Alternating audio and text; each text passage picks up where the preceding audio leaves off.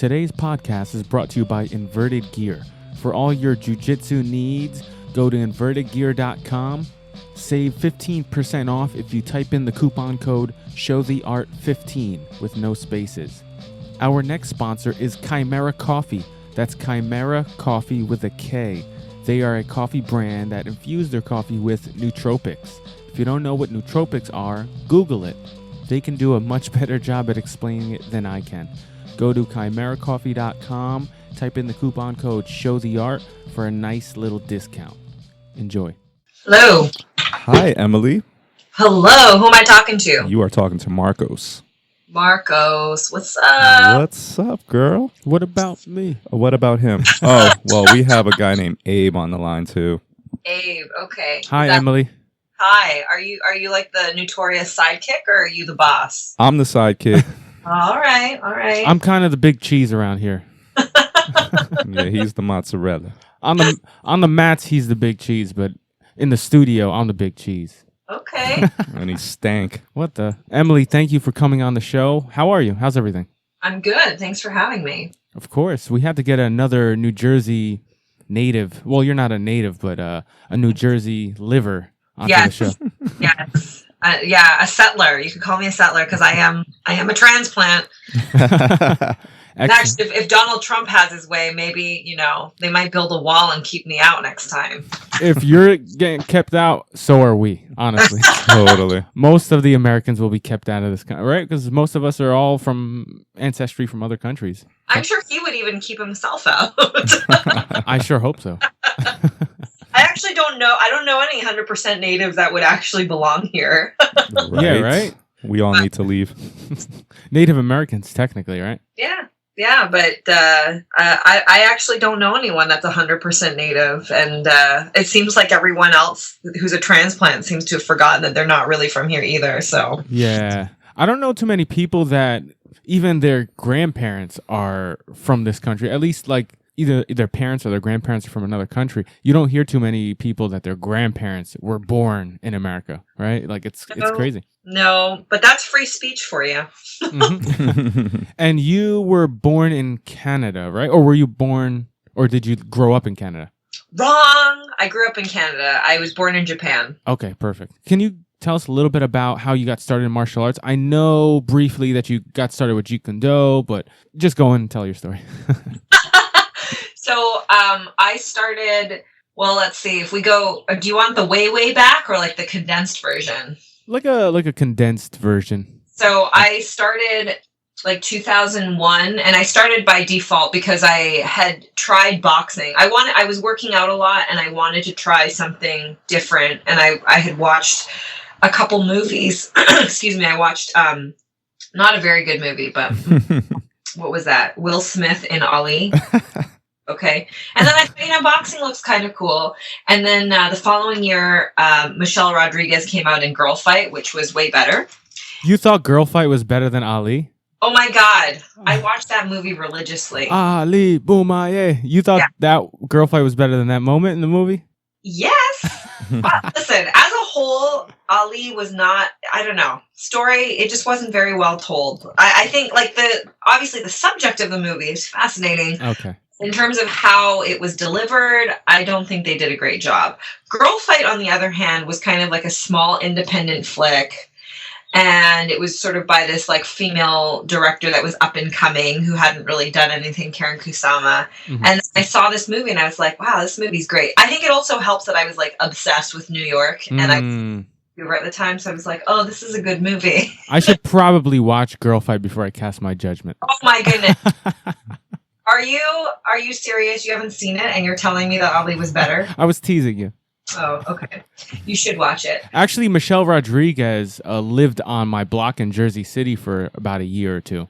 Get out. Before she was famous? After she was famous. Did she have the attitude that everyone says she did? Oh, let me tell you some stories. Oh, this was after Fast and the Furious. I think she grew up in New Jersey or something like that. So she moved back for a little while I believe they were filming in New York. So, you know, that takes about a year or so. And she literally moved on my block, like down the block from me, 5 houses down of the house that I grew up in. And she moved in with I guess with a friend. I don't know who this person was. Could have been her sister, or I don't know. But I would say 3 out of 7 nights a week, there was a big fight going on. No. There was a girl fight. Yeah. Okay. There was a girl fight. Whether it was with her, like, or just an argument, not a fist fight, but like an argument fight where you hear loud screams and stuff like that. And every so often, maybe once every couple months, we would have cop cars come down the block and just kind of scan the area and see what's going on because there was incidents. It was kind of weird that she attracted so much attention. Wow. Yeah. Yeah, well, what could I say? I think she's a little typecast now, but when she first came out in Girl, that was like her breakout role because I don't even think she like knew how to act. She just showed up for the audition and she plays the part well, let me tell you. Okay. So anyways, I watched Girl Fight and then I was like, now I really want to box because I want to be Michelle Rodriguez. And then I tried boxing and I was really bad at it, like terrible. Like I couldn't coordinate myself very well.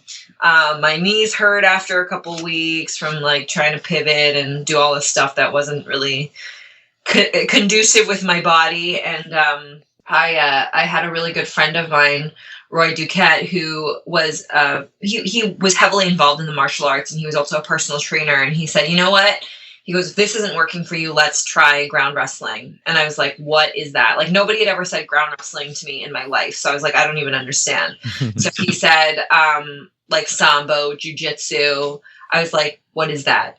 Like taekwondo? And he's like, no, it's like grappling. So it's like karate.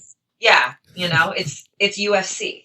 So we went to his sambo gym and I tried sambo and I thought, hey, this is kind of cool. But the instructor and the classmates were all like super duper, like old school Russian, didn't believe that this kind of a sport was very ladylike. So for a month, they just had me escaping wrist, like somebody would grab my wrist and I would have to turn my wrist and get rid of the grip. And that was all I was allowed to do. I wasn't allowed to like do anything else on the floor. I wasn't allowed to train with the guys. So I got really upset after a while because I was like, this is not fun. I don't want to just learn how to get away from somebody who grabs my wrist. And there was another guy in the class that took jujitsu and said, why don't you come with me to my jujitsu class? You might really like it. It's really similar, but they'll let you do more stuff.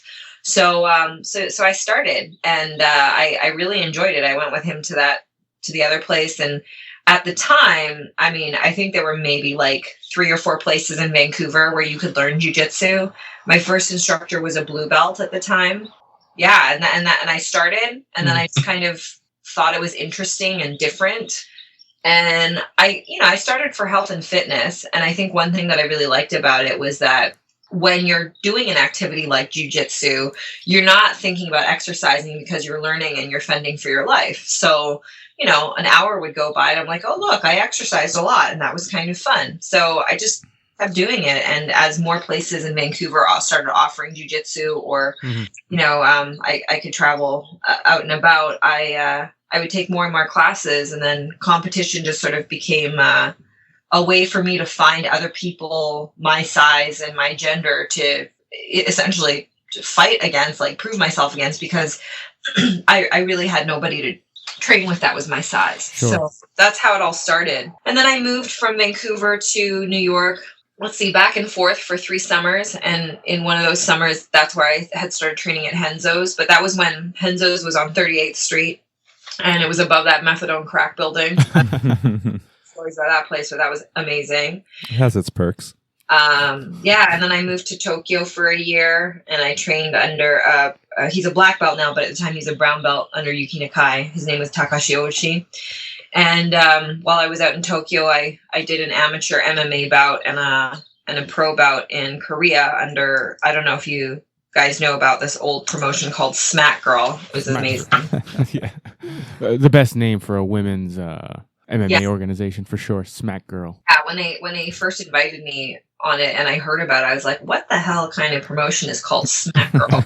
I bet your parents were excited that you were competing in Smack Girl. I don't think they even know to this day. Nice. I was slightly horrified at the name, but it was pretty cool. It was like the bee's knees back then, So I did that. And then when I came back out east, then I went back to Vancouver and then I came out east. And then that's when I ended up over at Ricardo Almeida's and then settled over at Marcelo's. So I always just kind of bounced around because of life experience. Like I went to school, I enjoyed traveling, and I enjoyed being in different places and learning about different cultures. So I never went to, if I'd stayed in Vancouver the whole time, or if I'd grown up in New Jersey, I might have very well just stayed at one school. But, I kind of bounced around a lot, and training was always sort of like an afterthought. And it wasn't until I would say like later on in my career that I was like, okay, maybe this could be a little bit more than just I do. Yeah, that's where my first question was going to come. Like, you bounce around to schools. So what was your mentality bouncing around from schools? You were trained jiu-jitsu just for fun, just for self-defense. So it was kind of like just a sport, just like playing basketball. I'm not nailed down to one particular, team or group of people.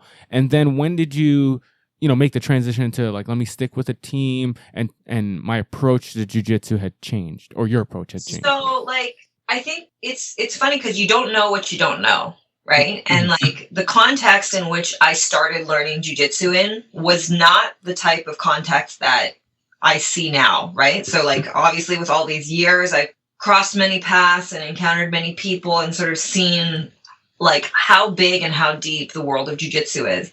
I started learning under a blue belt at a community center, and he taught like 2 times a week. And then I started, training with, you may have heard of a person named Dennis Kang. He fought in Pride for a little while. And yes, I remember.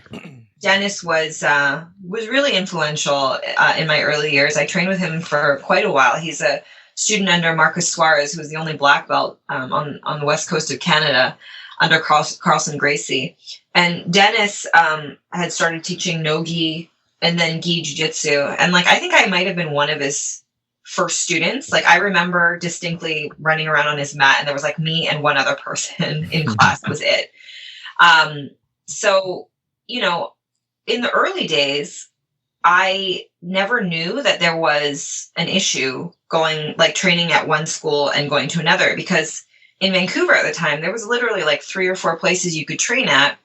And I'm also going to throw in like the girl factor here. I don't think it was as much of a deal back then because there were just not a lot of people training jiu-jitsu, period.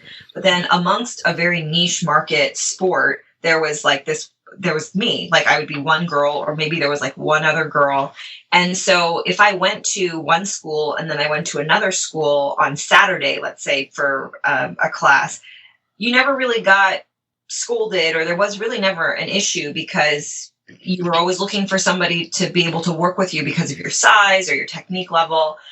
So the community in Vancouver at the time was pretty open. Mm-hmm. And then when I moved to New York for a summer and I trained at Henzo's, it was sort of like a temporary summer situation, right? So I trained there for a number of months. But Henzo was the only person at the time that could rank me. So I received my blue belt under Henzo because in moving back and forth between Vancouver and New York, he was the one that, was like, what I think I had been training for a year and a half. And he said, hey, like, how come you don't have your blue belt yet? And I was like, I don't know. Yeah. I don't have anybody to promote me. And so he had given me my blue belt. So a lot of times, early on in my 20s, I was a bit of a vagabond and like jumping around. And I suppose because I was never in any place for a super long period of time, it wasn't that I felt like I belonged and wanted to be great, loyal and friendly with all the people I trained with. But I don't know from the outside looking in whether people just never really took me on as much because they knew that I was going to be gone in 6 months or something like that. And then I moved to Japan, and I competed under Paraestra, which is Yuki Nakai's organization, for a year. And then I moved back to Vancouver for a short period, and I think it was like 6 months. And when I was back in Vancouver, I trained with all my old friends. But, it had been some years already since I'd been back and forth and bounced around. So all my friends were no longer in the same place, right? Like everybody kind of spread out a little bit. So I'd go visit my friend in his school over here and go visit my friend in their school over there. And then when I moved back to the East Coast, I ended up in New Jersey. Mm. I had originally been shooting for New York, but I had a job offer in New Jersey. So I thought, you know what, New Jersey is closer than Vancouver. And I ended up out here. And it wasn't until I started training at Ricardo's that it kind of sort of fell upon me that the dust settled. And I was like, oh, so it's like a thing. Like you should stay, like, should you stay at a school from white belt through black belt? Like I didn't really know. Ah, I see. And it was sort of, it had sort of come upon me with things like, oh, well, you can't go train with your friend at such and such school in this town because they're not part of our team. And I was like, what are you effing talking about? Like, that's the complete opposite of what you had. Yeah, been I just experiencing. didn't understand. I didn't understand because I came from, I will say, from white belt to purple belt. A really like exciting time in my past for jiu-jitsu, because jiu-jitsu to me signified, you know, learning, making friends, community, being a part of a bigger community, meeting people that I might not otherwise get to meet, doing something that really challenged me. It was really like a very positive thing in my life up until that point, because it was just about openness. And everywhere I went, I could use this tool of jiu-jitsu to help me sort of, you know, like when I moved to Japan, I was incredibly depressed because I had like complete culture shock, and having a jiu-jitsu school normalized things for me, you know, so it was always just a really positive beacon in my life. And it wasn't until I went over to Ricardo Almeida's that I was like, oh, wait a second, like, was I doing something wrong? Like, did I understand the rules correctly? And I don't know, chicken or the egg. It's like, had I not settled down a little bit and had I not ended up there, I might not, you know, like I wouldn't know that. And there's certainly schools and organizations that are very much in the vein of, hey, like we're friends with everybody. You train here, but you can go train with your other friends. So you kind of, that's when I started to realize there are some open doors and like closed doors in jiu-jitsu. Yeah. But I didn't know. And so purple belt through black belt was a little bit confusing and sometimes depressing for me, because I wanted to be loyal to the people that were teaching me jiu-jitsu, right? Like I wanted to be part of the team. Yeah. At the same time, it was almost like against my nature, because I was like, I don't understand. Like I've been doing this for so many years and I didn't really think there was anything wrong with it. As I feel now, having my own school, I still feel that way, you know, and like, I don't know the reasons for why, or I can speculate as for why a lot of schools or organizations have closed door policies. Yeah.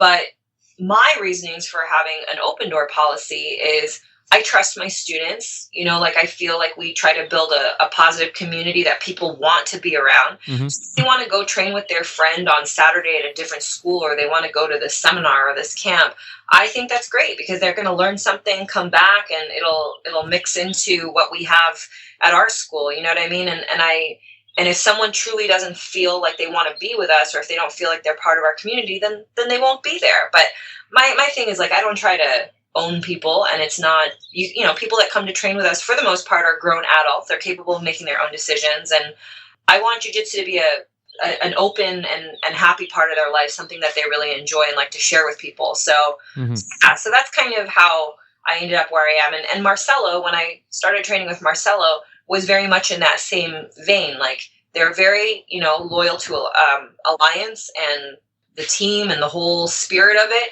And that part I love. But at the same time, like Marcelo just loves jiu-jitsu, you know, and if you just love jiu-jitsu, then sometimes that means training with people from, you know, other places, or making friends that aren't necessarily always on your team. And the most refreshing thing to me when I first started going to Marcelo's was that when I walked in, there was a real air of openness in his school. Like the energy was just really open and positive, and I missed that, and I really appreciated that. So, to me, that is like the essence of why I train. Like I'm a very social person, and I like that part of what I do. Wow, interesting. It's funny that you say that, because when we had Budo Jake on the podcast, we talked about that and why schools will have that closed door policy and why they're so bent on it nowadays. And I gave him an example of someone that I know that is really, his school is really closed off. And it's not like they're a big championship school. They're producing all these champions and this big organization. They want to keep it on the hush. It's not that at all. They don't even compete. It's just this and they consider it an old school mentality. Why do you think people still think that way? I understand why they did hundreds of years ago, is because it used to be life and death, actual life and death. Now it's not. When do you think, we made the shift? Is it like an Americanization of jiu-jitsu that kind of made people relieve that closed door policy and be a little bit more open to that? I think you're talking about a very primitive, low level tribal mentality versus education and knowledge.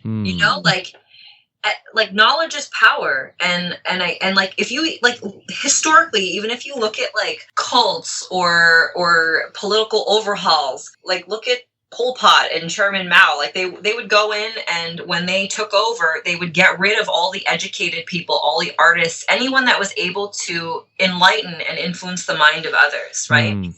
Because the more empowered an individual is, the more choices you can make for yourself. And I think when I've experienced being inside, deeply inside, cult-like schools, there can only be one figurehead. There can only be one person that is in charge. They don't like being challenged.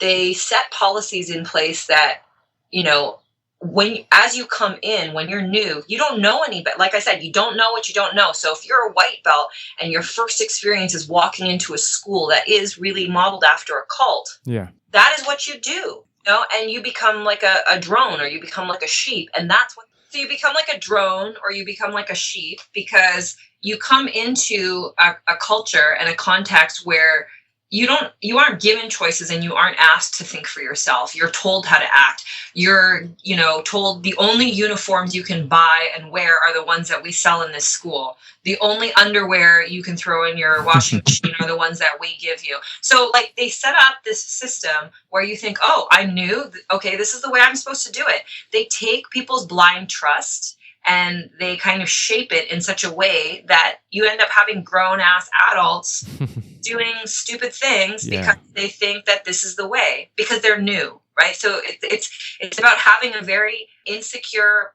I don't know if I could use the word powerful, but like you put a figurehead at the top who's insecure and doesn't trust, right? Isn't leading with love. They lead with fear, and then try to shape the culture around them. And then I find a lot of the times when you're in a school or you're in a culture like that, the environment is so tense and it's like walking on eggshells if you have a brain.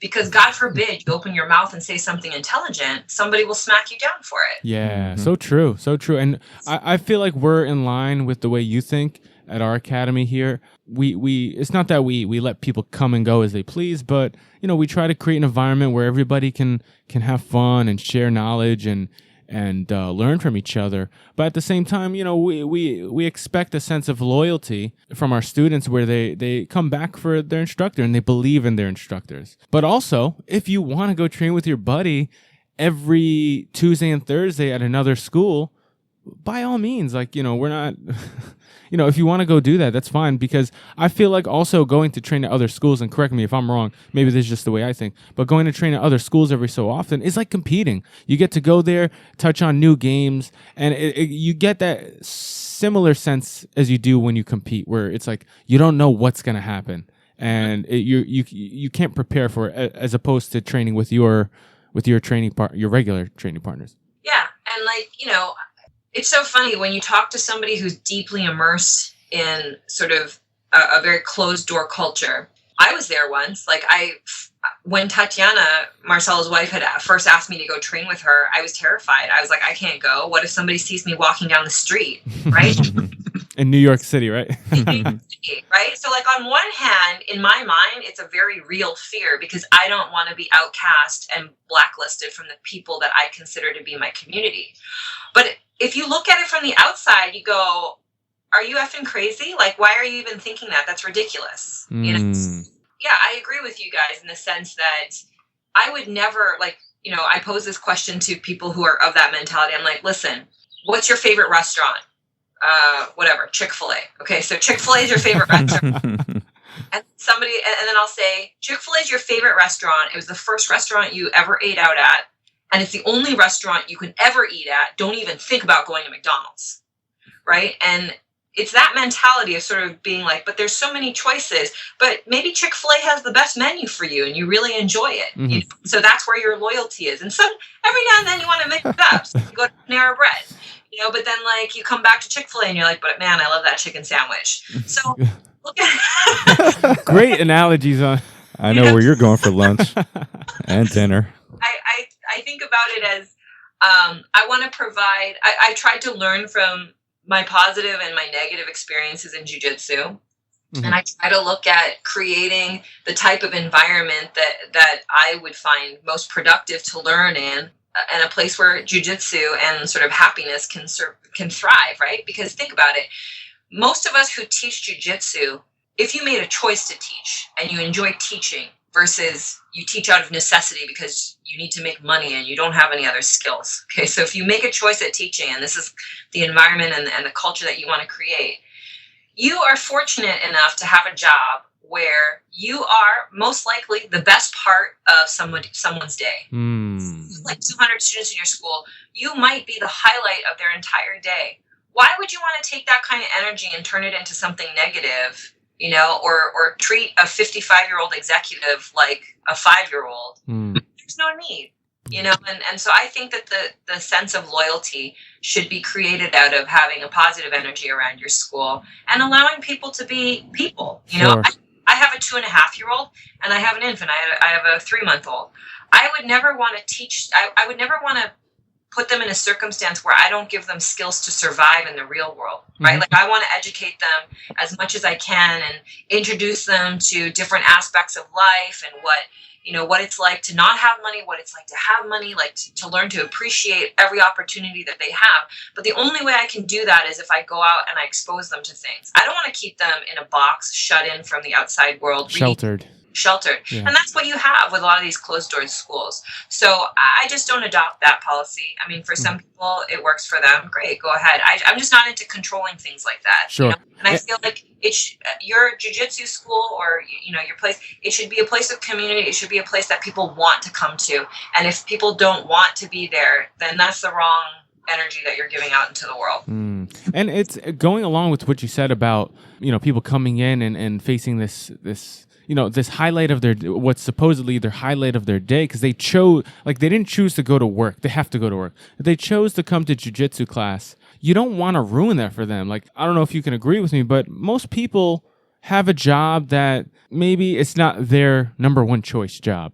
And they have to go to that job, and it's probably a 9-to-5 job, and it's a hierarchical job where they have a boss who has a boss who has a boss, and you kind of have to step on eggshells at work, and someone at any time could come up to you and order you around. And then you come to jiu-jitsu class, that place where you're supposed to break free of those chains, and you get that same kind of ruler mentality, dictatorship. You can't do that to your student, especially. Forget about the martial arts aspect and the self-defense aspect and the fun aspect, the business aspect as well. If you choose to be an instructor, you do want to keep students on that front as well. And that's not ruining their day and putting them through the same kind of thing that they go through for most of their day. Yeah, but it's like it's funny because like when I've been in situations where I've been in a culture like that, not knowing that I was entering into it, right? Like it's kind of like you're getting sucked into like the Death Star. Like the magnetic pull just draws you in, and you don't know what's going on until you're there, and then you start questioning things, and you're like, wait a second, like this is kind of weird. Like I was at a school where you weren't allowed to practice techniques at home because they called it basement training, and they said that if basement training, you're gonna hurt yourself and it's inappropriate, and you needed to be expelled from the school. Yeah. Wow. 100% serious. There was a witch hunt to draw out the individuals who were training at home, practicing techniques that were not in front of their professor or their instructor. Like, what? That's crazy. Or remember back in the day, the whole YouTube thing? Like, yes! Don't be a YouTube fighter, right? Yes. And like, just like crazy, like ridiculous mentality, right? Like just, why would you even think that is any of your business, first of all? Like they pay tuition to come to your school and train. They don't pay you tuition to manage their life, And it's just, it's something that I think it's getting older. I mean, I think that mentality I've said before in different interviews that I think in the next 5 to 10 years, maybe, as jujitsu sort of becomes more prevalent in North America or in Europe or in places like even in Brazil, when you have educated people picking up the art and they start to see like, this is not the way that we should be controlling people. This is not the way that we should be sharing the art, showing the art. This does not make sense. I think the more you have good-hearted, enlightened people coming up through the ranks and then deciding that they would like to lead, those are the people that will influence the rest of the culture. I don't think it's as prevalent now as it used to be to have this sort of like weird territorial closed door jujitsu school type thing, and it's funny. It's like when you're in it, you think, God, I just really cannot afford to be outcast. I should never challenge anybody's policies because I see what happens and I don't want to be the black sheep. So you really feel stigmatized and like you're going to be the one that's wrong and everyone's going to hate you. But what's amazing is when you get out of that, you stand on the outside and you go, wait a second, you guys are the jerk offs and everybody else is laughing at you.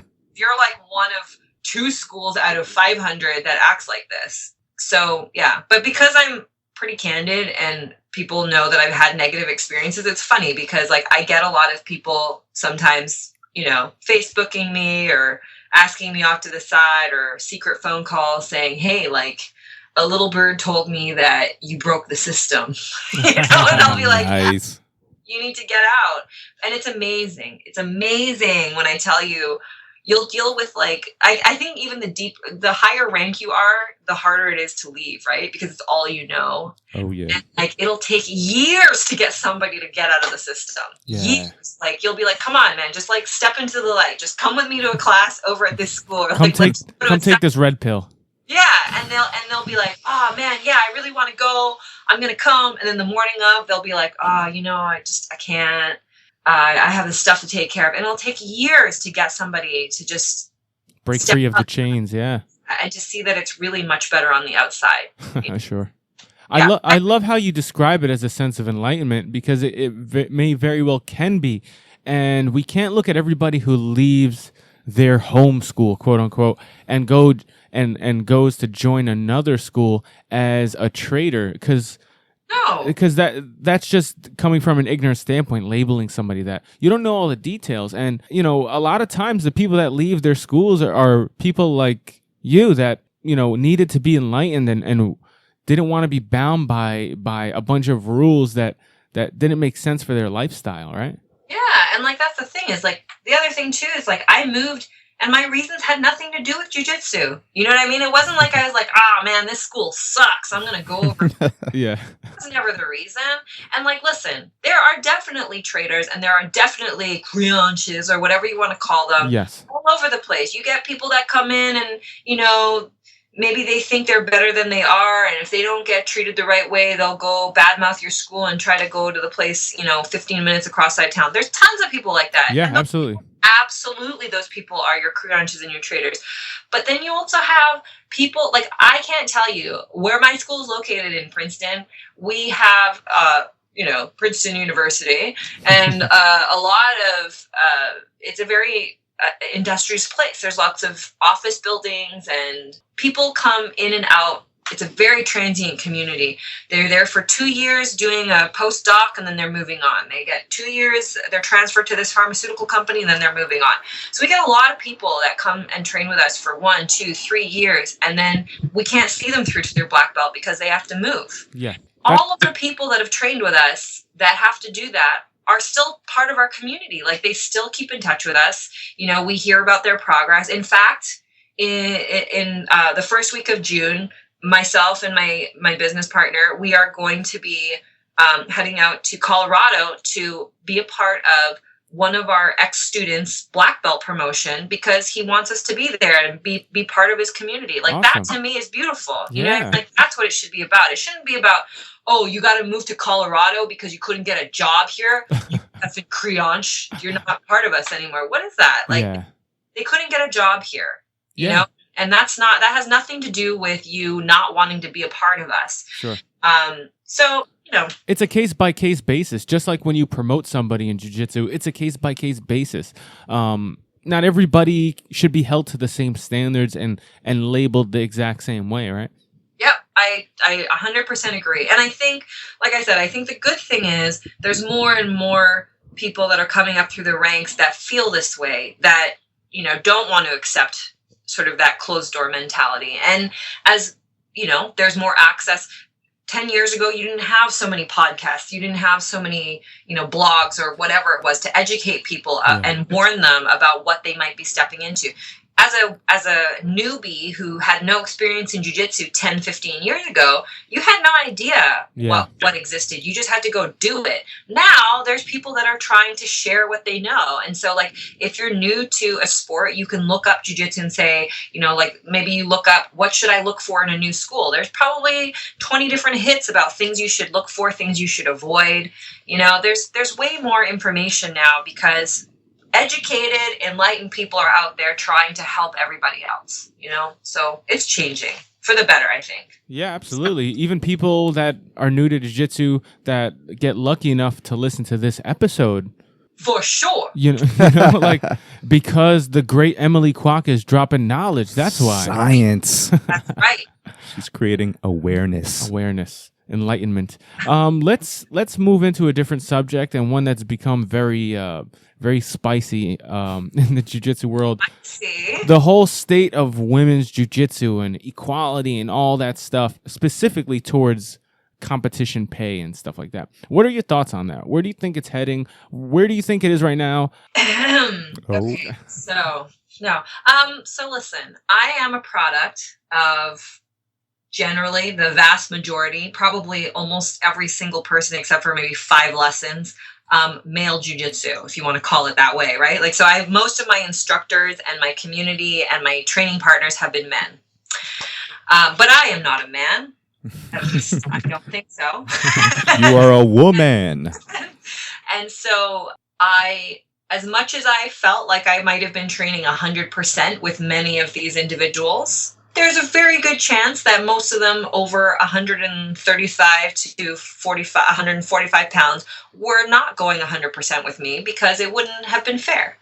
Then again, there's probably some people that were 250 pounds that did go 100% with me and didn't care because I was a girl and they weren't going to let a girl beat them. But basically, I accept and completely recognize and understand that men and women are not equal in all ways, particularly when it comes to strength, right? Yeah. And there are certain allowances that need to be made to train properly and together to get the right benefits. Can I say that I agree without being labeled a sexist? Of course. This is real. This is real shit. Yeah. I'm not trying to say that I'm not a feminist or I'm not for women, but I'm just being very real about the fact that I'm not delusional about like, hey, I'm training with a 195 pound, black belt. I whooped his ass. I believe it. Probably not. Maybe like exchanges. Maybe could I have almost caught? Yeah, sure. But I'm not delusional. I know that for the most part, in most cases, okay, you are not equal in that sense. And there are certainly some incredibly talented female athletes, far more talented and experienced than I am, who would maybe give somebody else a bigger run for their money, or they will catch somebody and stuff. But all things being said, most of the time, you cannot, as a woman, say that you are going to be equal to a man completely in that way, right? Like, I am not going to be equal to a 150-pound black belt man, because chances are he's just going to be freaking stronger. That's just the way it is. Yeah. Okay, so let's just put that on the table. But where I really feel for women and where I fight for the cause is that the amount of work it took for me to get to where I am today is probably equal or potentially even a little bit more so, like, difficult. It has been challenging than maybe a man in the same situation, because in a different way, the struggle for the struggle is real for a female to stay in it, because you are going to be weaker. You are probably going to be the minority, meaning there's not going to be very many other people like you to train with. You might even be in inhospitable situations where the school is incredibly like patriarchal or sexist, or they don't like women, or they think women are all sex objects. The hoops that women have to jump through in order to continue training and stay with it are totally on a different level. Yeah. You know, like a guy can walk into a school and outside of like, okay, you're not a collegiate wrestler. You only sort of, did some basketball part-time in high school. Like, like the differences aren't going to be as much, but for the most part, everybody else in the room has a sausage. And for the most part, you're going to find other people that, okay. But women don't have that. And so for women, the first challenge is even making the sport look inviting. Most women look at it, and culturally, we aren't even like raised to believe that rolling around on the ground is acceptable or fun, right? So you have to get over that. And then if you decide that you've gotten over that, imagine walking into a school and still, even though there's way more women training now than there used to be, it's very likely you're going to walk into a school and not see a single woman on the mat if you go to one class, or you might see one woman on the mat out of like 30. So you're going to walk in, you're going to go, okay, I'm a minority. Well, who am I supposed to train with? Then the reality of training, maybe you actually get on the mat and you do a class or two and people come at you like a ton of bricks, that's difficult to get over. And then you ask yourself, am I really is this fun? Like, do I want to continue doing this? All these types of, you go to your first tournament and there's nobody in your weight class. So you have to just fight absolute. Oh, like nobody's ever heard of that situation before. Right. And those kind of challenges are over and over and over and over again, and they're kind of never ending. So the mental will it takes, I think, for a female to stay in it, especially to the point where they want to become a high-level, world-class grappler, is tough. And the amount of resources you have to have, the amount of cheerleaders you have to have, or just stubbornness, like not all of us.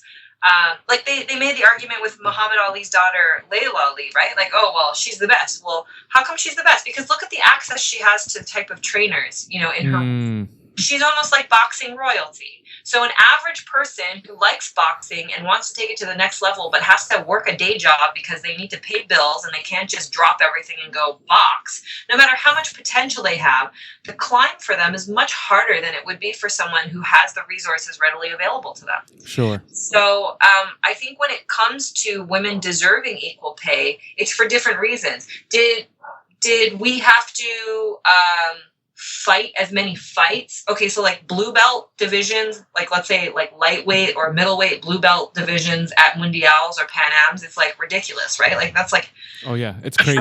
Hell on wheels. Like you have to win, I don't know, 10 fights these days to get a gold medal? Do women have to do that?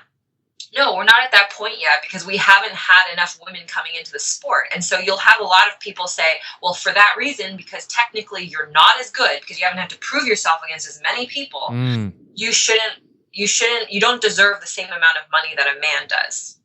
That's where I disagree, because I think that the challenges that woman has had to endure to even show up have been far more than the man would have had to do. Sure.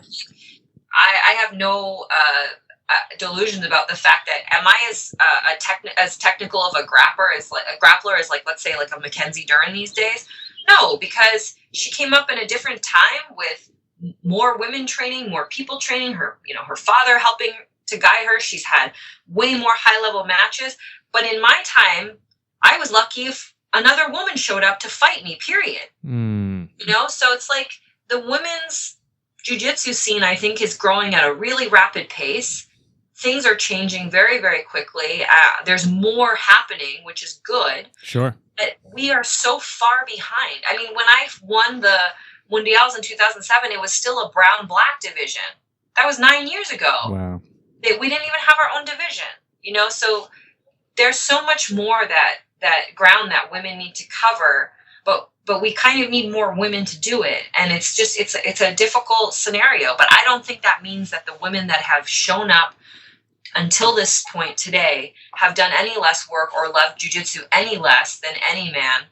In fact, I would even say that some women, especially the pioneers, they might have been slightly crazy and loved jujitsu more because, you know, some of the challenges that you get put through are pretty terrible. Not to mention, you know, like it's not always the most pleasant thing to talk about, but if you're a singular female and you're even remotely attractive and you go into a school with like 50 guys, you're there to learn jujitsu, but then you might have like 10 guys trying to get all up in your business too.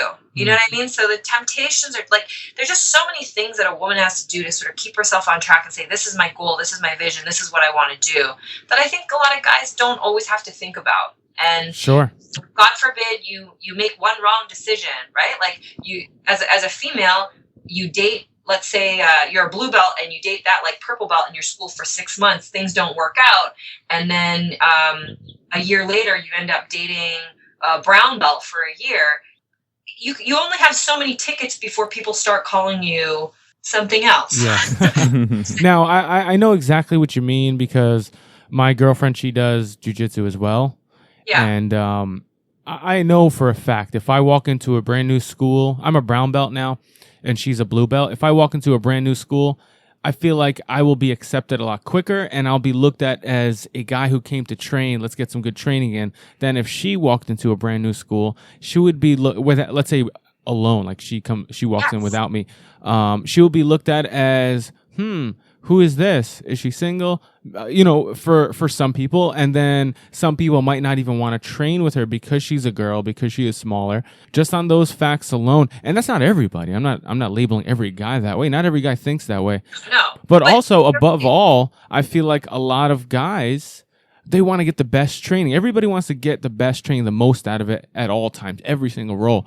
And a lot of guys might think, hey, let me just roll with the guys that are best in class and the people that are my size and strength that can handle me. And, you know, maybe women don't fall into that category, so they might avoid women. Yeah, I think that that's completely fair to say. And like, look, I don't want to be the bad role. I don't want to be the role that takes something away from somebody else's game. But I also think there's a little bit more ego involved. And you know, I've been in tournaments where I've had to fight guys before, and I've had guys back out because they're like, it's a lose-lose situation. You know, if I beat you, I beat a girl. If I lose against you, I lost to a girl. Yeah. So I think it's very similar in a training situation. The type of individuals that will want to train with you are ones that just want to get better. They can't be looking at it as a gender thing. You know what I mean? Like they have to truly think that you have something to offer. And let me tell you, I think, you know, you get a good female to roll with, man, sometimes they're your best training partners because as a dude, come on, you can't tell me that you want to go in and bang heads with everybody that you train with. Sometimes you want to have a nice smooth roll. You want to try some new moves out that you haven't been able to do on everybody else because they're spazzing out on you all the time. You know, like I think that there is a lot of beauty to being able to train properly with a female. And something that I actually look for in my students as they progress through the ranks is, can you handle training with a female without being a spaz? That, to me, is a real sign of maturity and progress in your game. If you know how to train it at different intensity levels and different volumes. Yeah. If you only have one speed and it's just like balls to the wall, then maybe you just need to keep that white belt around your waist a little bit longer. You know, and like, you know, you could ask somebody, well, would you prefer training with not that there's anything wrong with white belts, but I'm just going to say, like, we have a spazzy white belt, 185 pounds, who's a dude, has had 3 weeks of classes. And then you have a 150-pound blue belt female who has been training for 4 years. What's the better role? The blue belt. But you have a lot of guys that will be like, I can't be training with that blue belt. What if she, like, they're never going to say it, but they're going to be like, well, what if she has better technique, or what if she takes my back? She does something that makes me look bad. I better train with the white belt. And so I think a lot of it is sometimes just the way, you know, people are dealing with their own business. Yeah, I think all in all, guys need to let go of their ego a little bit when they're rolling, period. Forget about rolling with women or men. It's just let go of the ego a little bit more, and then everything will open up, you know, full circle for you. I know I had to go through that as a maturity, just growing up as an adult. Yeah. It's also like, I mean, it still happens to me to this day. I'll walk in somewhere, maybe I go to I'm not able to train as often as I used to with two small kids, but like, let's say I go to Marcella's one day and I just go to a class that I don't normally go to, like where my usual training partners or whatever aren't there. People look at me like I have the plague. Because not only am I a woman now, but I'm a woman with a black belt. And then so then the other thing that goes through people's brain is, oh, she's a black belt and she won some competitions. If I go with her, she might just make me look like a fool. No, dude, I had 2 kids. I just want to roll. Yeah. Like, I don't want to make anybody look like a jerk, and I don't want you to make me look like a jerk either. But sometimes it's really hard as a female to feel like you have to really want to do jiu-jitsu to survive sometimes, because you do have to go, I think, to the extra effort or go to the next level to prove to people, no, I'm serious. I want to train, and I'm going to try and be the best training partner for you possible. I want to learn. I want you to learn from me, and I want to learn from you. Sure. Not everybody always understands that. And the other thing too is, like, sometimes this is one that I think is pretty funny. Sometimes I feel like some men feel that the woman, the jiu-jitsu that as a woman, the jiu-jitsu that you have to pass on is somehow less important or not as good or not as great as a dude, right? So like, maybe there's a brown belt guy down the street teaching, and then there's me, and you might have a student that might say, well, I'm going to go train with the brown belt guy because he's a dude and his jiu-jitsu has to be better. Because maybe I have some interesting experiences I can share with you because I've competed at a high level, I've been around a little bit, and maybe the jiu-jitsu I have to share with you is great. The things that I know and the things that have become a part of my game, and over 15 years, I've locked away in some chest in my head somewhere. Those things aren't, particular to my gender. Like I said, all the jiu-jitsu I learned was from quote unquote men. So how is it that what I'm doing is that different? Sure. On the flip side, you have people that are real fans. And I have, most of the seminars I go do are seminars in people's schools. They're not women's only seminars. They're just seminars. And a lot of guys show up. And sometimes the owner of the school is a really big dude. And he's like, listen, if you can do this stuff, why wouldn't it work for people like us? If it's working for somebody who's always sort of getting the short end of the stick, then of course it's going to work for everyone else. So I hope for a lot of your listeners out there that it's not, I'm not a man hater in any sense. No, I think you're just bringing up such good points. And I know for me, I look forward to rolling with females, especially if they come into our school or I go to another school and they're a higher rank. Because I know there's going to be one thing that's guaranteed, and they're going to be very technical. I know that out of all things, that's one thing I can expect, and those are the funnest roles for me, a very technical role.